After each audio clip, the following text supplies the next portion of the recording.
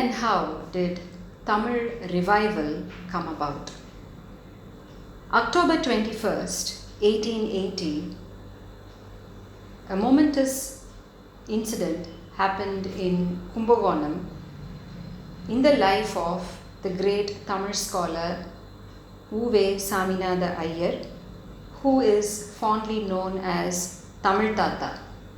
U.V.Sa had just been appointed as the Tamil Pandit of the local Government Arts College in Kumbakonam, and on October 21st, 1880, he went to meet with a local munsif, a judge, Ramasamy Mudaliyar.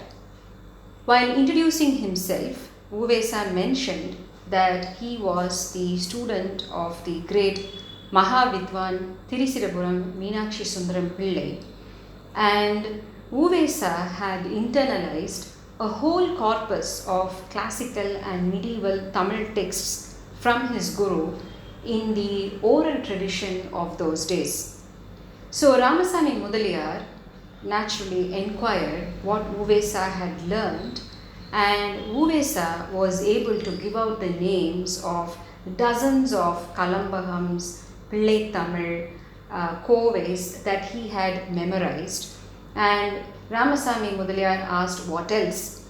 So then he mentioned the Periya Puranam, the Prabhulinga Leelai, the Naidadam, and Thiruvalayadar Puranam, all of which he had by-hearted, which itself was sizable, and still Ramasamy Mudaliyar seemed to be unimpressed.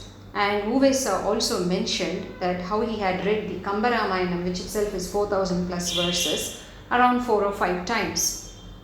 Then Ramasamy Mudaliyar asks, "Is that all?" Now U.V.Sa is completely bewildered and doesn't know what to say.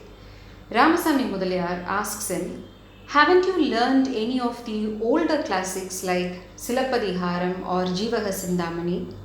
Now U.V.Sa is stunned. He hasn't heard of these books, nor had his teacher mentioned them.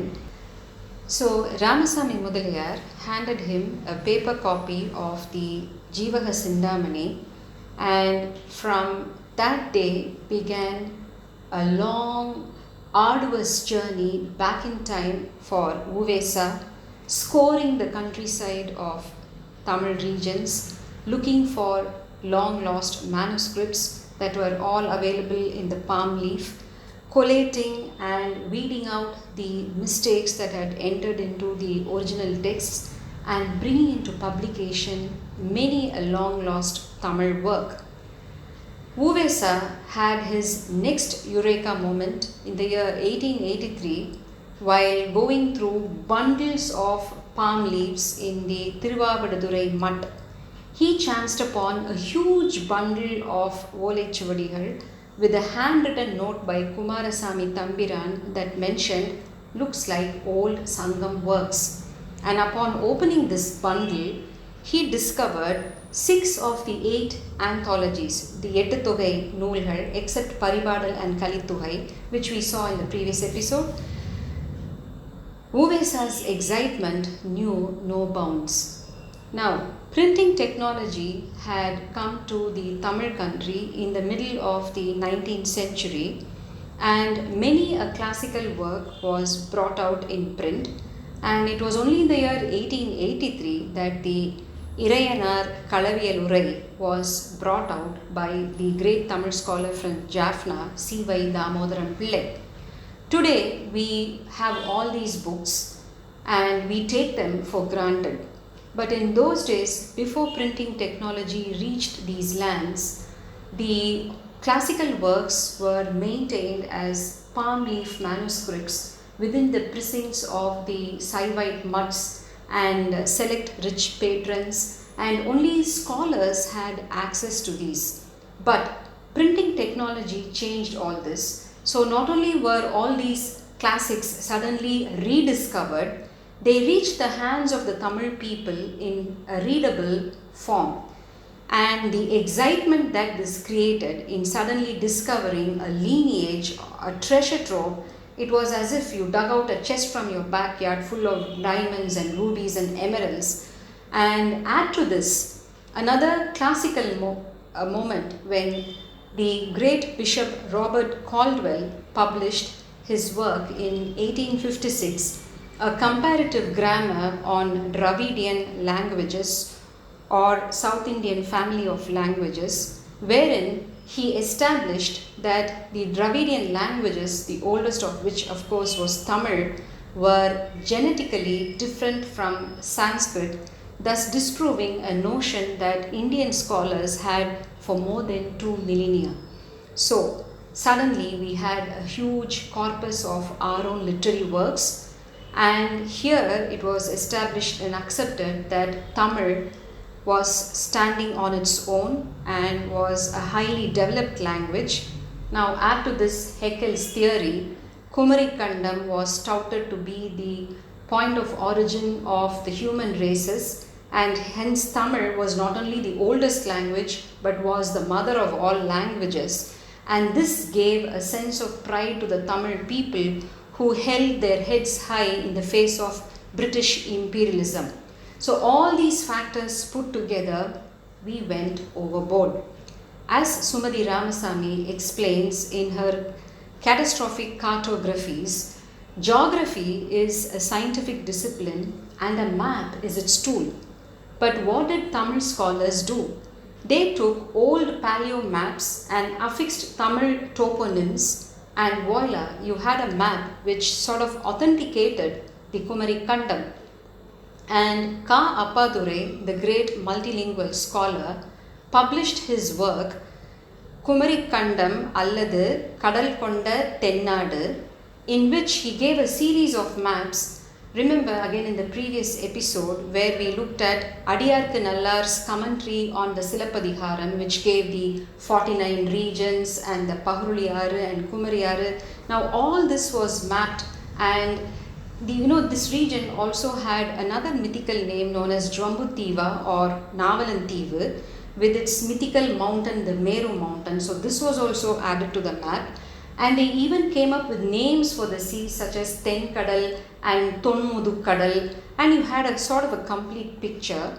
And a great scholar, my own great grandfather, Marimale Adigalar, who in his preface to this book of Ka Appadurai, in keeping tune with the agreement of Tamil scholars of his time, had interpreted the 700 Kavadams mentioned by Adiyarku Nallar as 7,000 miles, and claimed that Kumarikandam extended on either sides of the equatorial line from Australia to Africa up to the South Pole. Now, we also saw how Alfred Wegener way back in 1912 had proposed the continental drift theory, and how the huge landmass of Gondwana had broken from the original landmass, and the plate tectonic theory was revolutionized in the 1960s, and with the help of GPS, they were able to exactly measure the rate at which these drifts were happening, and the Indian territory had its own Indian plate, and which was moving at a speed of 15 centimeters or 6 inches a year, which was a record speed, towards the Eurasia continental mass. And when it went and banged against this mass, the Himalayas were formed around 50 million years ago. Now, not only this, in the year 1968, the US did some deep ocean drilling, and by studying the ocean flow, they established without doubt that the continental drift theory was right. And Wegener, who was earlier met with a lot of skepticism, was now hailed as the founding father of the plate tectonic theory. And once and for all, the myth of Lemuria was debunked because there were no large land masses that actually submerged. What had actually happened was land masses simply moving away from each other. Now, parallelly, in the year 1966, the concept of seafloor spreading was established. Oceanography was making rapid strides, and scientists were able to analyze the sediments of rocks that were there in the ocean bed that carried fossil remains of planktons with which they were able to do a lot of dating. And this was aided by the technologies like ultrasound scanning, by which they were able to measure the movement of sea levels over a period of time. Now, based on these studies, S.C. Jayakaran, a hydro specialist, gave the following observations, all scientifically proven. 14,500 years ago, the sea around peninsular India was 100 meters lower than what it is today. Hence, the landmass along the coast through the Gulf of Mannar up to Sri Lanka were all connected. And he has outlined this in his inundation map that you can see here. And by around 10,000 years, this sea level had gone up by 50 meters, inundating parts of the low-lying areas. And by 6,000 years, Sri Lanka had become an island. Again, around 4,000 years to 3,500 years ago, sea levels went up by 2 meters, inundating low-lying areas, but then again came down to its current level around 2,000 years ago. So his claim was that people who were living in the coastal regions of both India and Sri Lanka, who were constantly subjected to these deluges, came up with the oral tradition of lost lands, which found their way into the literatures such as Silapadiharam, and remember we saw in the previous episode Rajavalli of Sri Lanka. He goes on to establish how, if we were to, let's say, theoretically remove 100 meters of depth of seawater and expose the land again, the extent or area of the land connecting the tip of the Indian peninsula to Sri Lanka through the Gulf of Mannar would be 36,000 square kilometers. Now, soon after the Lemuria theory was debunked, historians of that time such as the illustrious Neelakanta Sastriya and K.K. Pillai accepted this and did away with the myth of Lemuria. But the Tamil people refused to give up, so much so that N. Subramaniam, the noted historian, observed in 1966 that this was a most characteristic example of the anti-history notions of the Tamil people. And even then, again, Uvesa clearly mentioned that lands submerged could probably total up to the extent of a few districts. Now, if we were to understand this easier in the current context, please look at this slide, which gives you the areas of a few districts currently: Madurai, Dindigul, Ramnad, Virudhunagar, Tirunelveli and Thoothukudi. You will see that all these areas put together come to only around 27,000 square kilometers. Now, Bertenstein, in his excellent work Circulation and the Historical Geography of the Tamil Country, denoted Nadu as a populated space as opposed to Kadu, and how during the early Chola period, Nadu constituted a region around the size of about 65 square kilometers, and how during the later Chola period it became Perinadu, denoting a space of a few hundred square kilometers, and how much later, when the mandalams came about, such as the Kongu Mandalam and the Tondai Mandalam, they measured to around a few thousand square kilometers. So now if you make this connect, we can understand that yes, lands were there, and yes, they were submerged. And again, the noted historian N. Subramaniam pointed out, these lands were populated by the Tamil people. But do we know whether the Pandya kings were actually ruling there from their Ten Madurai and Kabadapuram, and whether these literary academies existed? All this is not historically established. Now, this said and done, the myth of Lemuria lives on, and in the year 1971, the then Tamil Nadu government constituted a committee under the leadership of yet another illustrious Tamil scholar, Mu Varadarajanar, to establish the antiquity of the Tamil people in the context of Kumarikandam. And in 1981, during the 5th World Tamil Conference here in Madurai, Western scholars who attended the conference were humoured by a documentary made by the Tamil Nadu government that promoted Kumarikandam and that it existed even before the Himalayas were formed, and they showed the continent coming out of the Sea of Tethys, a geochronological disaster that it was.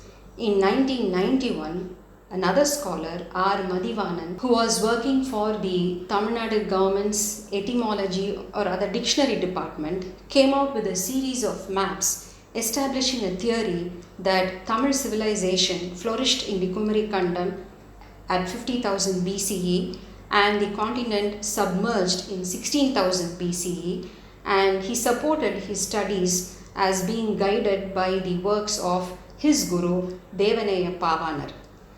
In 2010, where I had the opportunity to attend the Semmoli Manadu here at Coimbatore, in one of the plenary sessions, a local industrialist from the Coimbatore Pollachi belt took the liberty of making a presentation on Kumarikandam, claiming that Tamil civilization existed there in 30,000 BCE, leaving all these spectators bewildered.